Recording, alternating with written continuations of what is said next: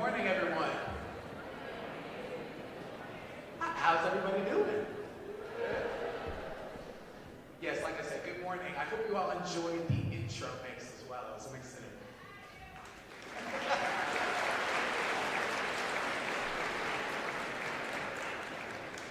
My name is Ben Carrison of the class of 2026. And on behalf of the Black Student Union, I'm proud to welcome you all to the Martin Luther King Jr. Convocation this year. Okay.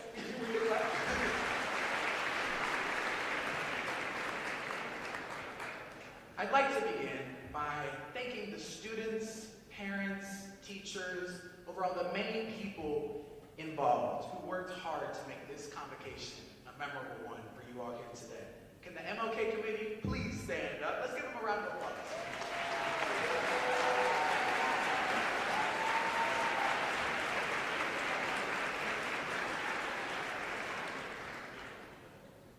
I'm proud to be able to provide some context for this year's convo, as the reason why we are gathered here today is to celebrate Martin Luther King Jr.'s legacy through themes of unity, art, and soulful expression.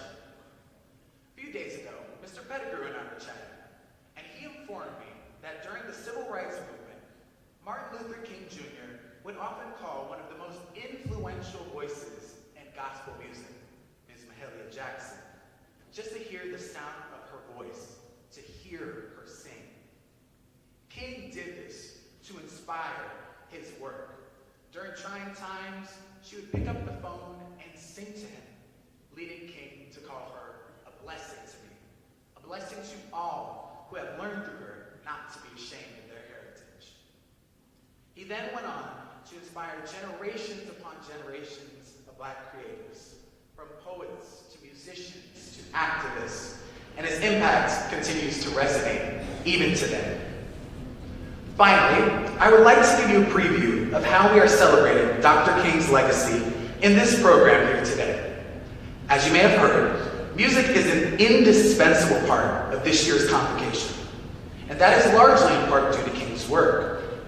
You will hear about the power of spoken word and hip-hop throughout history, showing how King's legacy still is thriving today. You will hear from your fellow students who have been inspired by these powerful themes of unity, art, and expression. And last but not least, you will be moved by Ms. Angela Brown, both in song and in speech. So I thank you all in advance for your attention and for your thought-provoking questions. And I would now like to invite Sydney Hope to the stage. Thank you all.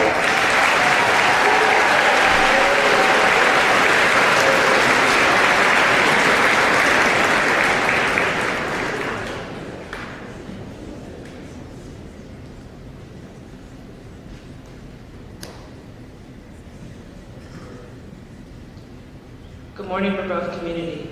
My name is Sydney Hope from the class of 2026, and I am the current vice president of Black Student Union. Today, I would like to invite you to reflect on a prayer that Dr. Martin Luther King Jr. often recited. This prayer expresses his deep gratitude to God for the many victories of the Civil Rights Movement and for the strength and guidance to advance the vital work of justice and faith. Now, let us recognize that we are in the presence of God. I give thanks to you, my Heavenly Father, through Jesus Christ, your dear Son, that you have protected me this night from all harm and danger, and I ask that you will protect me this day from sin and every evil, that all my doings in life may please you. Into your hands I commend myself, my body, my soul, and all that is mine. Let your holy angel be with me so that the wicked foe may have no power over me. Amen. Originally written as a poem by James Weldon Johnson, leader of the NAACP in 1900, Lift Every Voice and Sing has turned into a traditional hymn for the Black community that was often sung at civil rights marches in the 1960s. Also known as the Black National Anthem, The hymn has continued to be sung at churches and family gatherings, and even at NFL games. The lyrics of Lift Every Voice and Sing speak to the empowerment and faith that the enduring promise of freedom for oppression. Like any national anthem, this hymn is sung while standing up. Now I would like to invite everyone to please rise and join in solidarity as we sing together.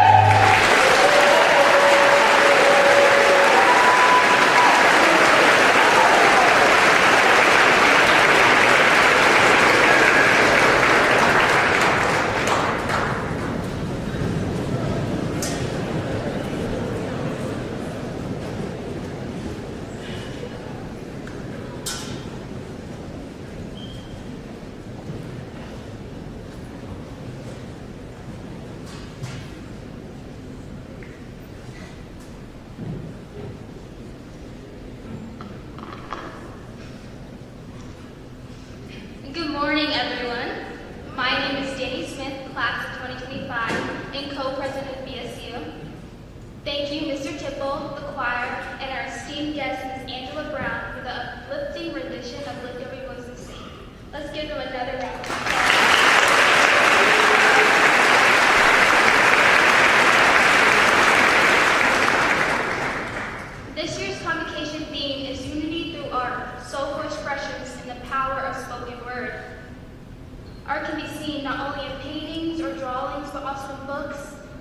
movies, plays, music, even in your clothes, your shoes, and your hair.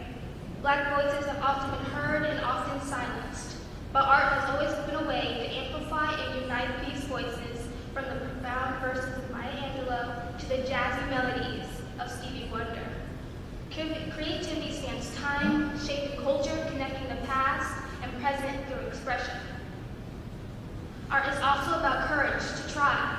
It's about stepping out of your comfort zone, creating something new. Taking risks. Sometimes it works, sometimes it doesn't, and change only happens when someone takes a stand and tries again. Black artists, writers, musicians, and creators throughout history have taken risks to share their stories and build unity, even when the odds were stacked against them. The courage has shaped our culture, brought us here today to celebrate the power of expression.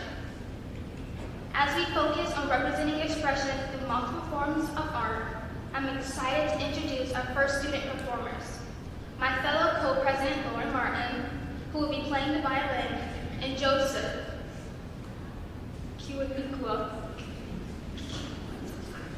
who will be giving our reflection of the power of hip-hop.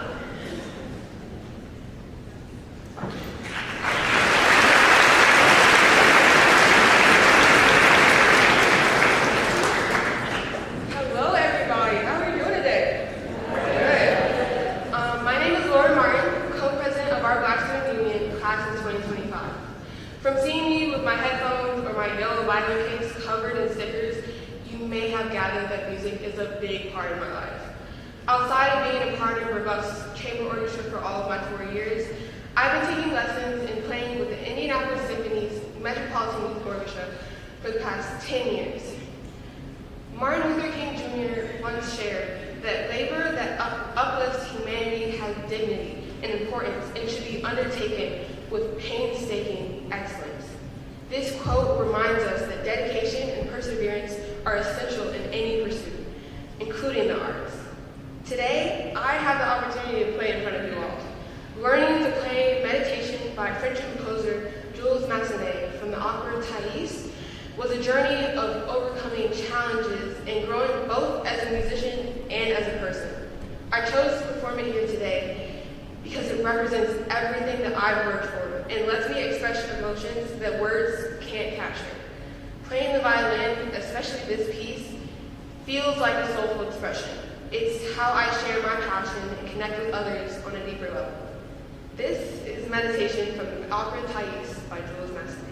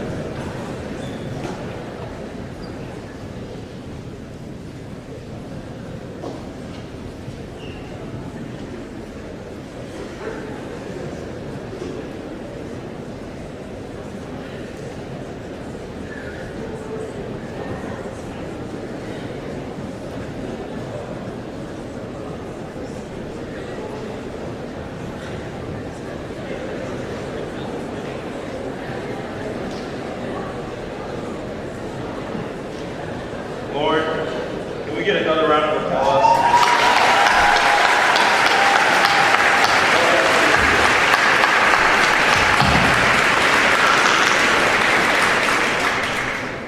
Good morning, everyone. My name is Joseph Kiwanuka, and I'm in the class of 2026.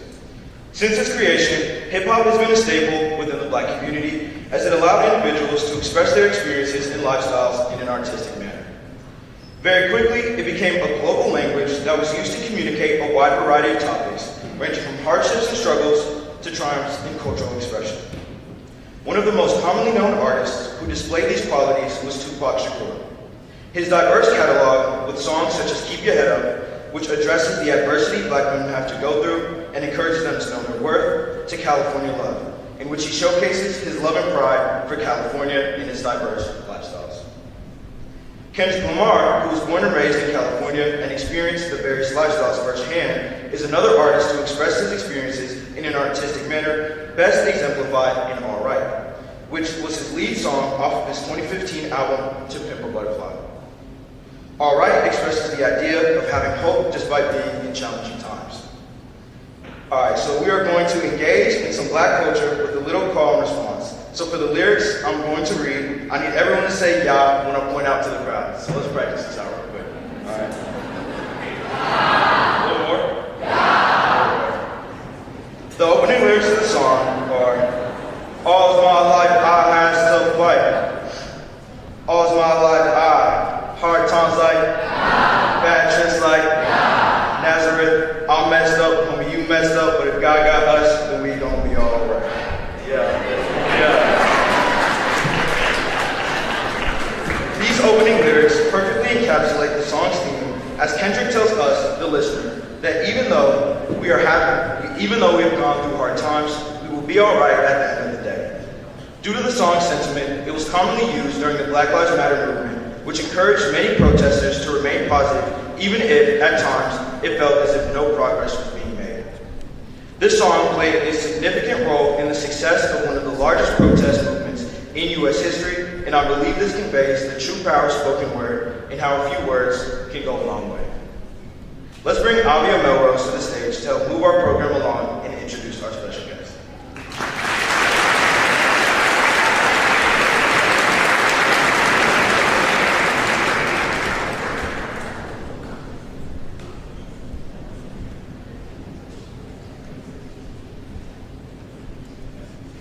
Good morning, everyone. My name is Avia Melrose, class of 2025.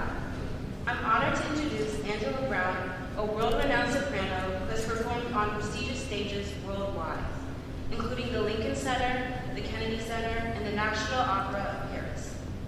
A proud graduate of Crispus Attucks High School and the Indiana University Jacobs School of Music, Ms. Brown has inspired countless students and audiences through her artistry and advocacy. Beyond her performances, she champions diversity in the arts through her nonprofit, Morning Brown Incorporated, and co-hosts the podcast melanated moments in classical music, reaching listeners in over 100 countries. Among her many honors, Angela was the first musician named the Delta Visiting Chair for Global Understanding at the University of Georgia. She continues to expand her legacy through groundbreaking performances and world premieres, proving that her voice and vision are as powerful as ever. Please join me in welcoming Ms. Angela Brown.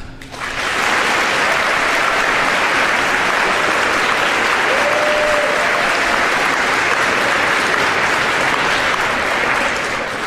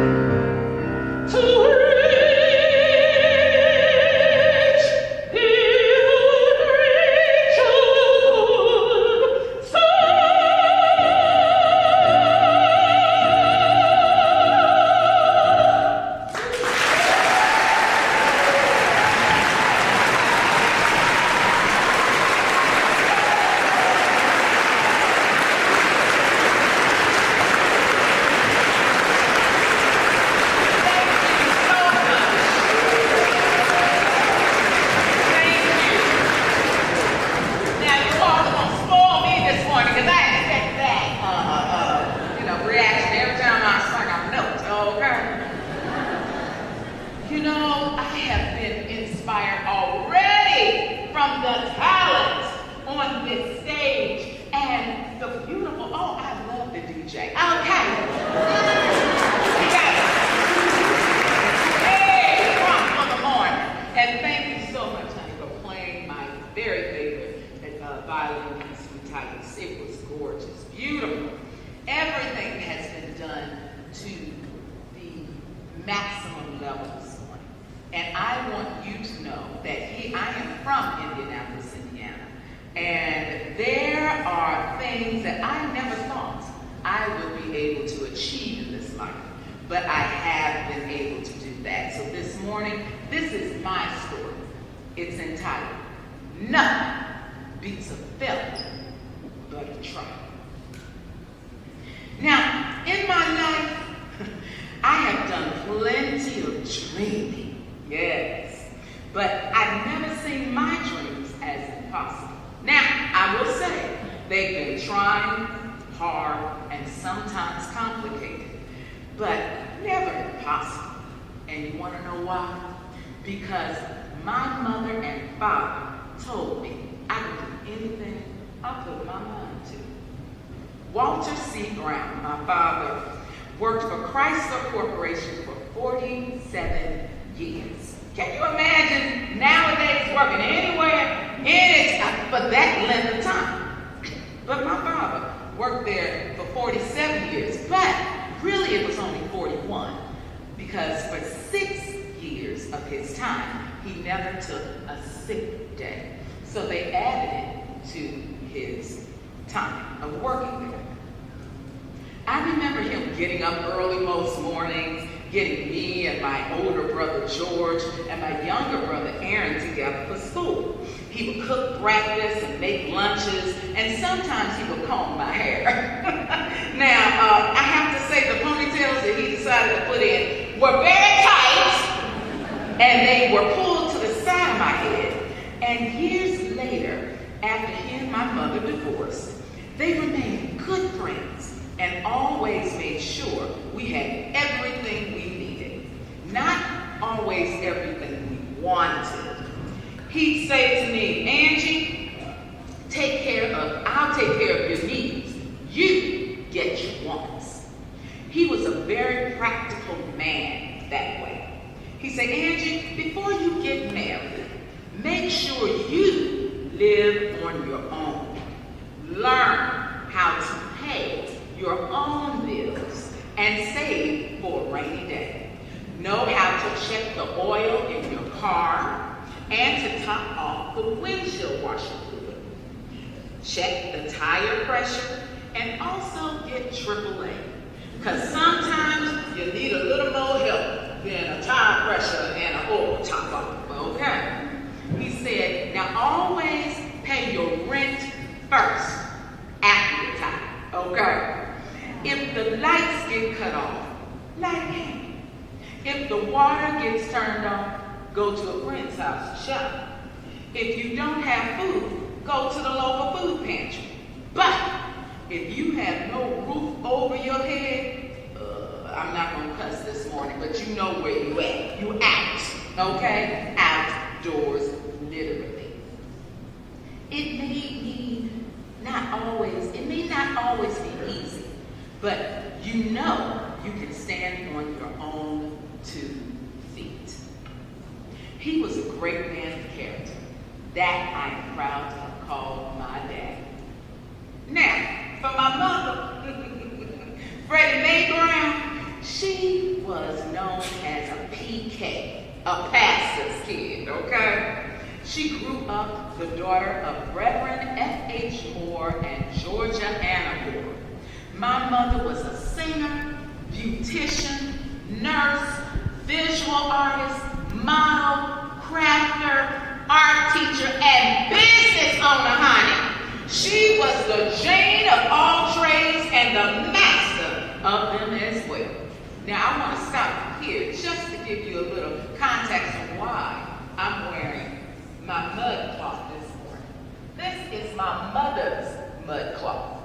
This is what she would wear at Glendale Mall that used to be an enclosed mall before, they took the roof off and redid everything. It was an enclosed mall. And she had a kiosk by the name of Artistry Gifts, okay? And she would wear this. And I looked down this morning, I had never noticed it before, but there's actually some paint that she had dropped on this mud cloth that never came out. So every time I wear it, and I speak to young students and young people, I always say, this is my mother giving me inspiration and wrapping her arms around me and saying, Angie, it's going to be all right.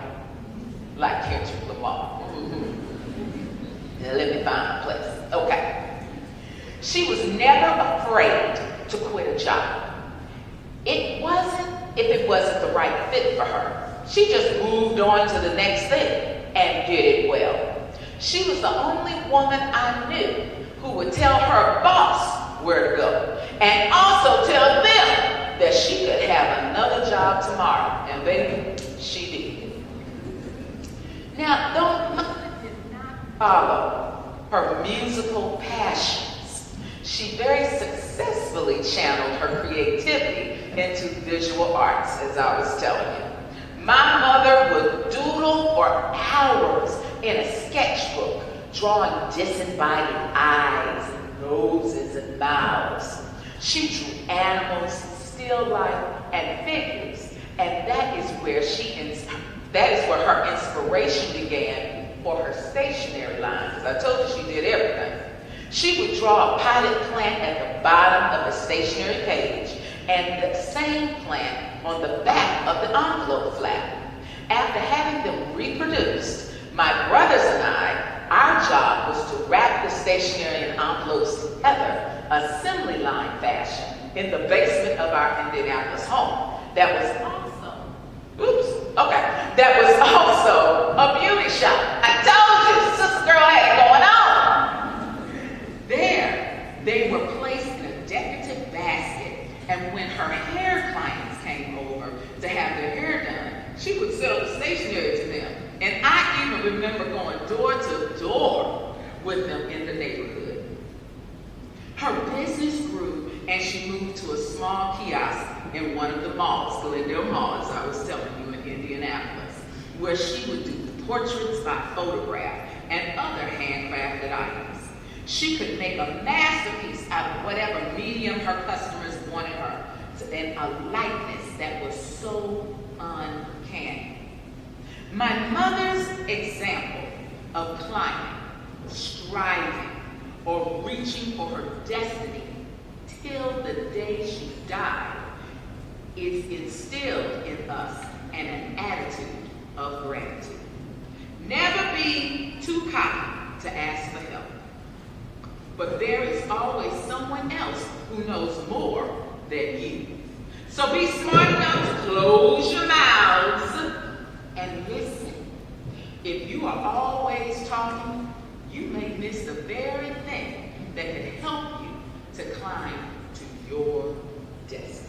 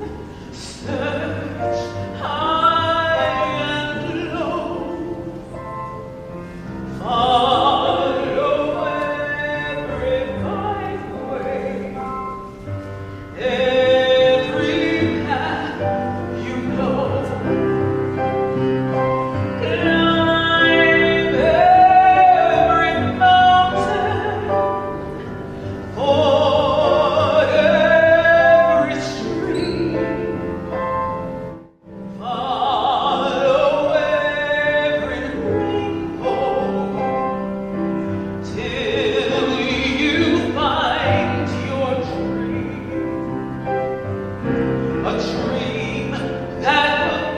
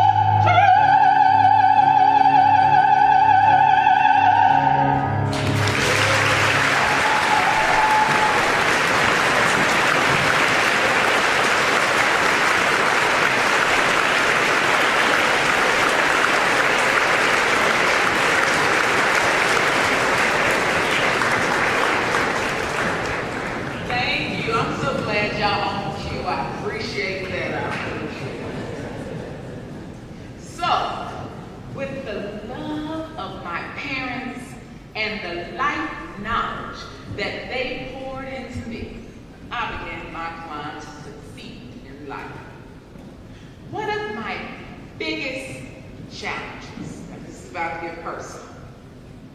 And it still sometimes haunts me to this very day, has been my weight.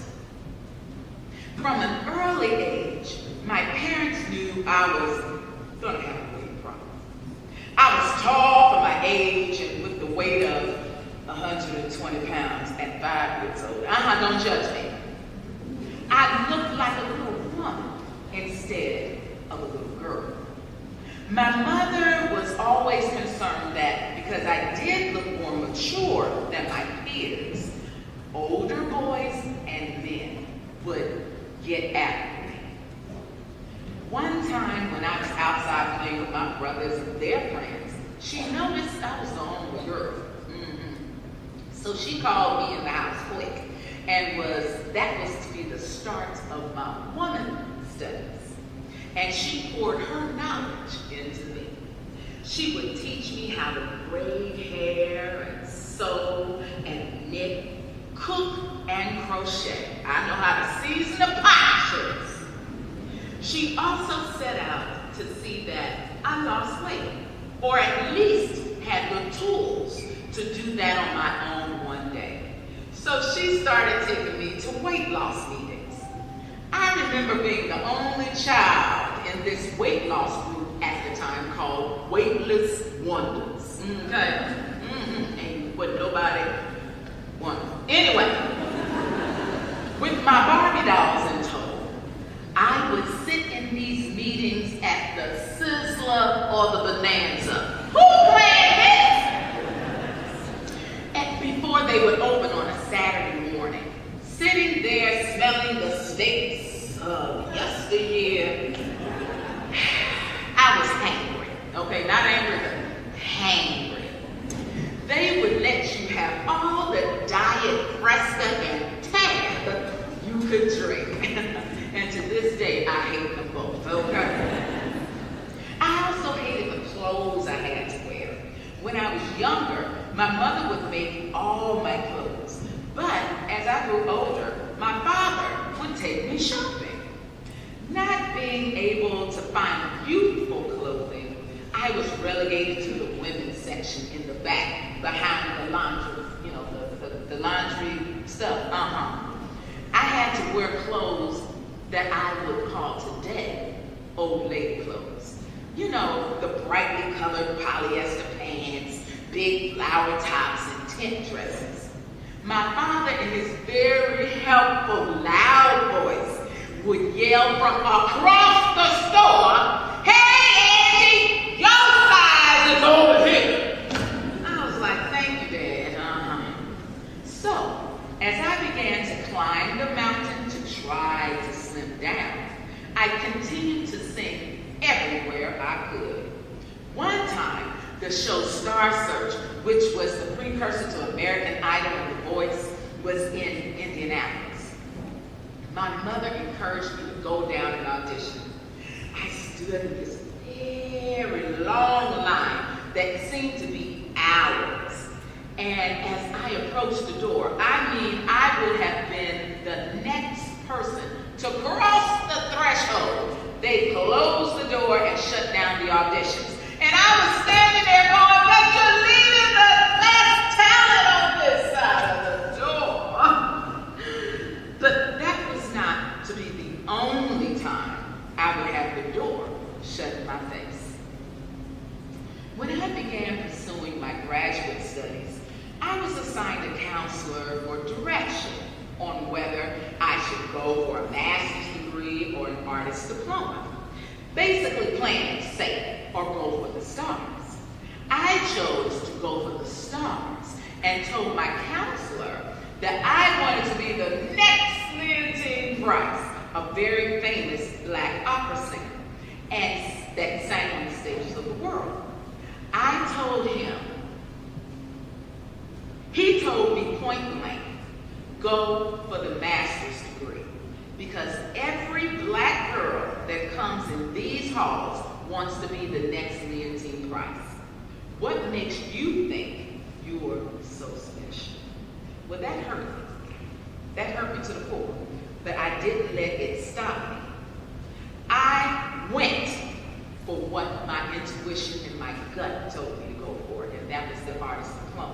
because I couldn't allow him or anybody else to dictate my destiny. I dictate my own.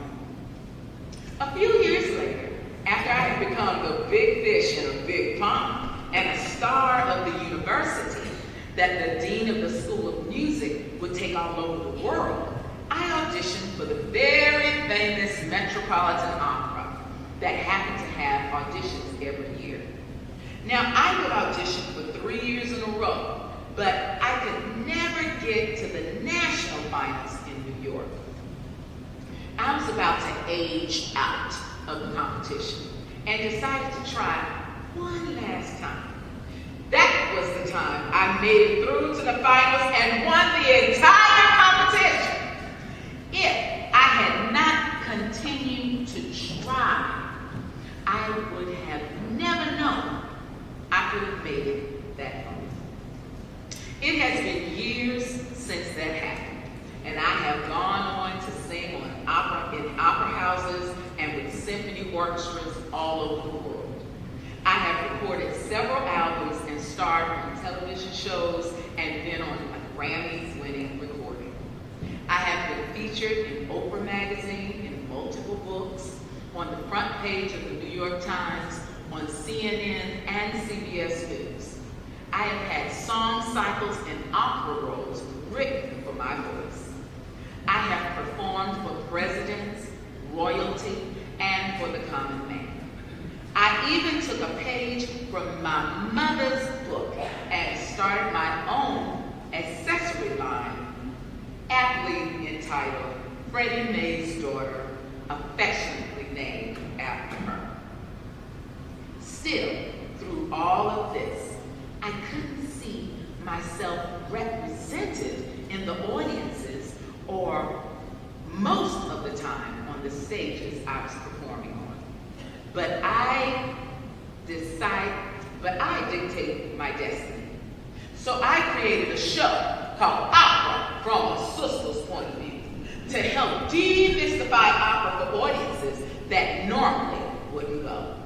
That caught on like wildfire and gave the catalyst to found Morning Brown Incorporated, my nonprofit that brings culture to cultural districts and provides musical role models for the next generation of multicultural performers. And I'm not through yet. You've got to keep dreaming. What my parents taught me so long ago was the courage to try, to climb, and to reach for my destiny, no matter how long it took, or how fat I was, or even if doors are being slammed in my face. Climb in the attic window, go around to the back door, but keep trying. To always define success for myself, because everyone's success will look different. To hold my head high, even in the face of failure, because nothing beats a failure but a try.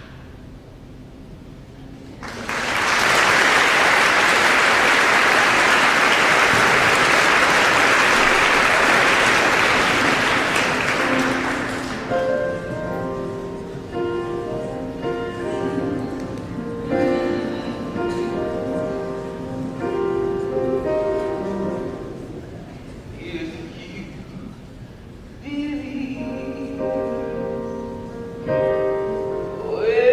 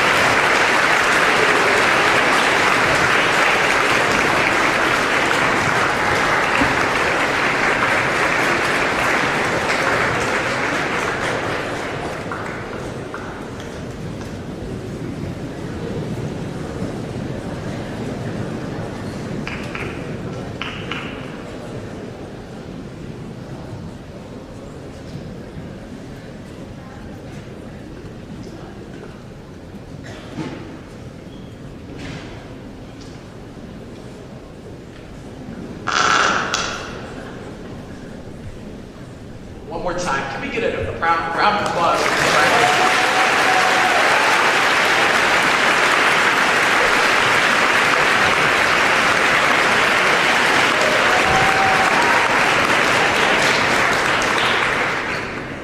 I just want to say thank you for this powerful keynote speech, telling your story, letting us hear your songs, and now I'd like to open it up for a little bit of Q&A if you don't mind. But to make sure you guys in the audience are not caught off guard, I'll go first. One of the themes of the convocation this year is soulful expression. So how do you personally channel soulful expression into your performance? Well, thank you for asking that question. One thing that I have always prided myself is not forgetting my roots, just speaking. Is not forgetting my roots, not forgetting where I came from, and I came straight out of church. So when I pick up a piece of music to learn, I never throw the baby out with the bathwater. I have to look and see what it's talking about. I give each character that I sing a backstory, and then I add and infuse myself.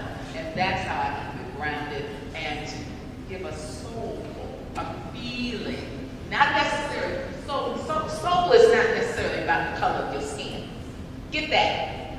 Okay? I love the diversity in this audience. Soul is from your heart, your intuition, your culture, your family. It's soulful, baby. Season the pot. And over the course of the week, I had a couple classmates in my social justice religion class, shout out to Period 8, reach out via email, and one of their questions, I really liked one of their questions. So, what are your thoughts on the new music coming out as a response to prominent social justice issues? For example, Bad Bunny recently released a new album, not only as a love note to his home of Puerto Rico, but also to drive social change as he speaks out against the dangers of cultural erosion, selling off land, and over-tourism. So, what are your thoughts on music being an agent of change? There's nothing new under the sun. I mean, Marvin Gaye did that, and so many others. Stevie Wonder. Sadly, there's nothing new under the sun, and we're still dealing with the same issues to this day. But I think it's important. Music and creativity has always pushed the envelope for social change. So, it's like when you're trying to learn something, and like the ABCs, you put a little tune under it, and then you found out you learned your ABCs. It's the same thing with anything. Sing it. Hopefully, change will come eventually in that melody.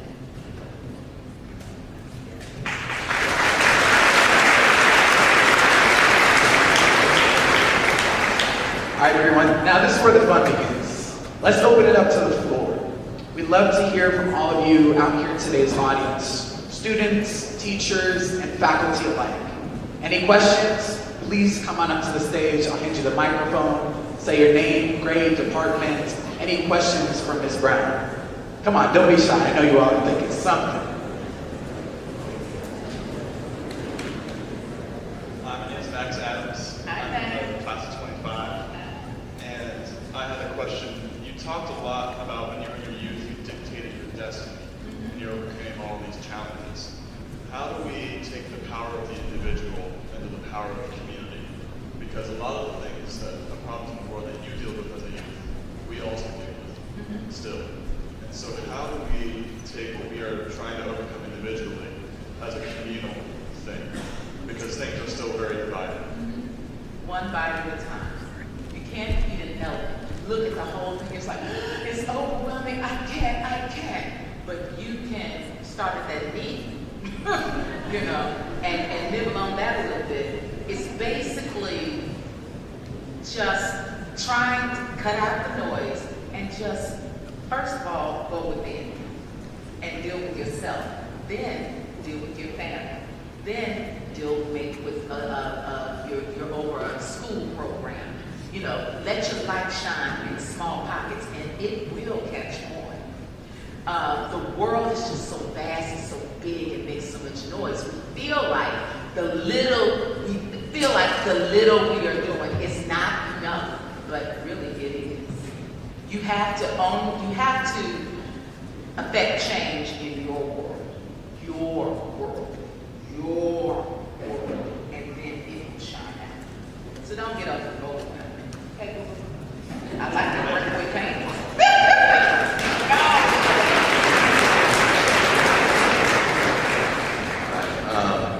I think for a lot of young people, the creative outlet can be hard to kind of show your work to others originally. You know, it's kind of that initial fear of that. So what advice do you have to young people in showing that passion to other people? Okay, I didn't hear every. Okay. Oh, just like what advice do you have to young people who have this passion or in some creative outlet to like step out and show other people that passion they have? Okay, do you, boo-boo? Have fun. I'm serious. Young people tend to hold on to the fears of their parents because their parents were indoctrinated into fear. And I'm not telling anybody to be crazy and do crazy stuff. Believe me, hear me. There are some things you need to be afraid of, okay? That's why your parents are telling you. But if it's always, no, you can't do, no, if you are living in the bubble of fear, you're never going to do anything, creative or otherwise. If nothing, I don't want anything to happen to you. Well, if you don't want anything to happen to me, that means good and bad. You know? So you have to lean on your intuition, on your heart. In Yoruba, intuition, ordering, intuition of the head, intuition of the heart, intuition of the feet. Think, feel, move. Okay? You got to know when to hold, when to show, when to walk away and when to run. And that's in everything in life, and especially your creativity. So if you feel you want to try it, to do it, matter of fact, don't try, do it. Don't think, don't believe. No. You'll be all right, sugar.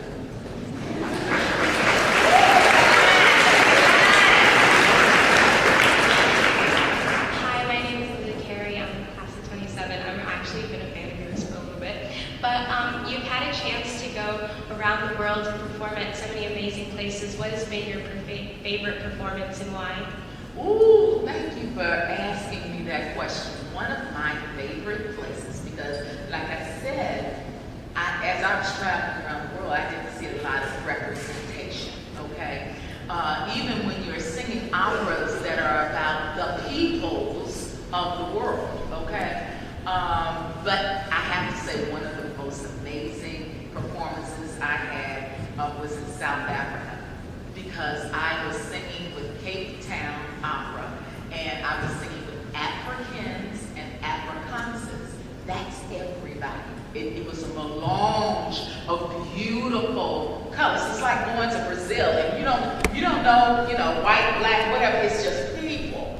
And that's the way I felt a bit in South Africa. And I was singing Aida, which is the story of African princess that was captured and enslaved by the Egyptian courts. And she then, the whole warring nations and trying to get her back and all that. I mean, being in Africa, singing about Africa, it was amazing. So yeah, you're welcome.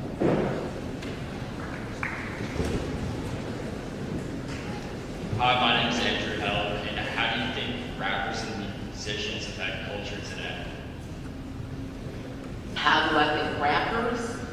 Well, just like musicians, how do they affect culture today? Oh, how do they affect culture today? I mean, you can just think about the whole Kendrick Lamar Drake beef. Everybody was into that. It does affect culture and the way you feel, think, how you process life. Music and being creative is, because when you think about creativity, you have to think about God. How he said, I am. that I am. And he created by just the words. In the beginning was the Word, and the Word was with God, and the Word is God. You create. He gave us a little spot of him so that you can create. So yes, baby, being creative changes the world. And remember, the world is in you and it radiates out. All right, thank you. You're welcome.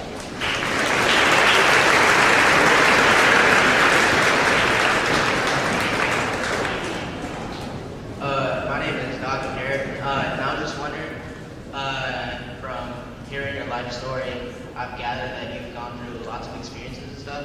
So I was just wondering what your favorite memory was from all of that. Ooh, okay. Because I jumped around. I did like land on things. I kept it kind of. Oh, but all of that, I would say,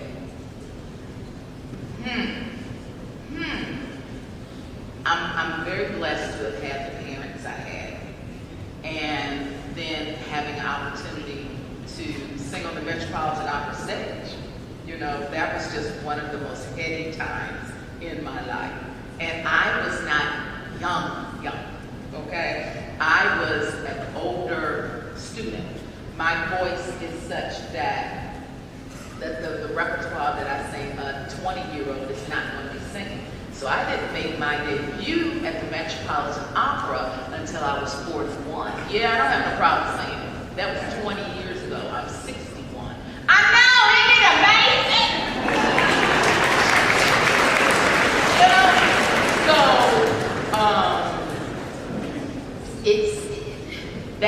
That was definitely one of the most amazing times for me in my career. Thank you very much. Thank you, sir. Hi, I'm Maya Rouse, class of 2026, and you talked about your whole experience, going through everything, having doors slammed in your face. If you could do it all over again, is there anything that you would do different? No. No, because I learned, and I'm still learning.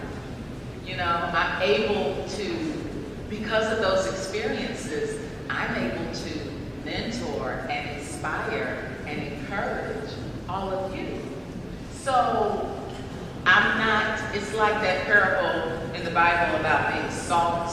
If we stay all in the salt shaker, we soon lose our savor. You know, our saltiness is gone. What good are we? But I've been able to be sprinkled out. And so I'm able to share me with you and not be afraid of judgment, because it was my life, it wasn't your life. And hopefully it will help inspire you, mentor you, encourage you to either do the same or go a different direction. You know? So, yeah. Thank you. Thank you. My name is Kingston Neely, class of 2027. I wanted to know, what was your most profound moment, and how do you think it changed you to be the person you are today? My most profound moment. I think I'm still having profound moments. I think one of mine, and like I said, I'm still having these profound moments. I'm finding that I'm enough. I'm enough. I don't have to try to be anybody but me. My agent and I were sitting and talking, who's watching, hey Janet, and she says, and I was like, Janet, well, what do I have to give? What, you know, I don't have this, I don't have that. She was like, Angela, you are a mentor, you are an encourager. You, when you speak, people listen. You know, so that is something that I can say as I am still matriculating and figuring out life and doing these things. That is something I can say that I truly am still finding profound moments in life. And that's a good thing, because life would be real boring if it just stopped at a career. That's a blip on the screen. What you gonna do now, sugar? You know, so yeah, I'm figuring out what I'm gonna do now. Thank you. Ms. Brown, thank you so much for your insights. Unfortunately, we only have time for one more question, but don't worry. Feel free to reach out to Mr. Pettigrew and Ms. Blakey for your questions. We'll forward them to Ms. Brown. But Father Adam, take it away. My name is Father DeLeon. You exude a passion and a talent and a confidence, right, and a real centeredness. How has your voice, the instrument that you have, that you cultivated, how has that led to your own sense of empowerment, or maybe how has that sustained you in moments where you've advised us that we've got to believe in ourselves, we've got to know that we have to care for our own world, and then it radiates from there. How has music, your creativity, been a way that you've been sustained to believe, to have that passion, to be able to have that confidence? I just, as I've said on more than one occasion, I was too stupid to stop. I never thought that I could. So I just keep going. I just keep going. When I'm in the studio, I talk to my students about the breath and how the breath has to be with the voice, because if there's no breath, there is no voice. There's no hum, there's no sing, there's nothing. And it just turns like a jerk on the wheel. I just don't stop going for my destiny, whatever destiny that is. And at this time, it is mentorship. And so I'm loving this opportunity to pour what I have learned into these young people. And then later on, I hope to be able to pour more, because I would have learned more. So, yeah. Thank you. Thank you, sir.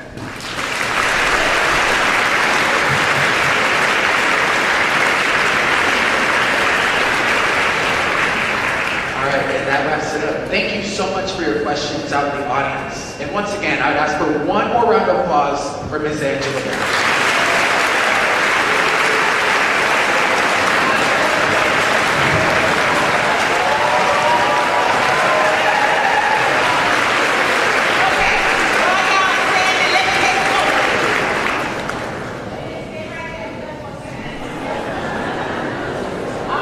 All right, everyone smile for the picture.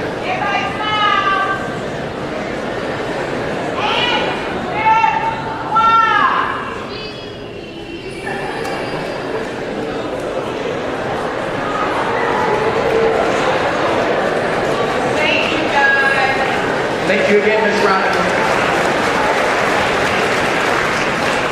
Now I'd like to invite Mr. Van Slamberg up to the stage for remarks.